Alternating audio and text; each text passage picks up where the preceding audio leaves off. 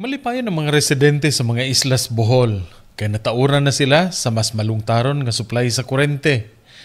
Pinaagi sa tinabangay sa mga ahensyas kagamhanan aron gastuhan ang ipakang unta ngadtos mga konsumidor na kada ginot ug napasiga na ang kuryente sa mga isla sa Sagasa, Maumawan, Malingin, bilang-bilangan sa Binunido ug isla sa Gao sa President Carlos P. Garcia.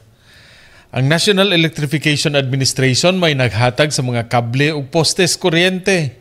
Ang National Power Corporation Small Power Utilities Group mausab ang mihatag sa mga krudo nga generator, samtang ang Bohol Electric Cooperative nga naghatag sa power meter mausab ang nagkabit sa mga kabalayan ngadtos linyas mga kuryente.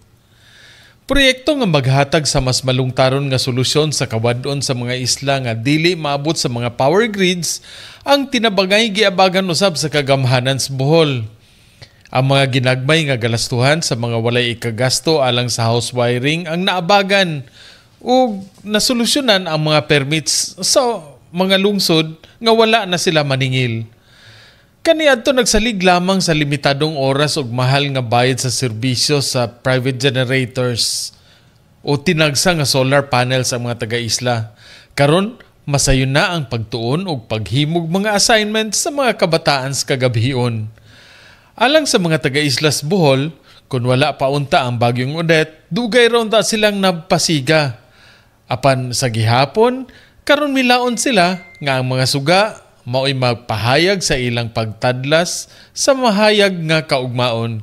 Gikan diri sa Islas Malingin, Binunido alang sa Mayong Balita Central Visayas, Ray Anthony Chu, PIA Bohol.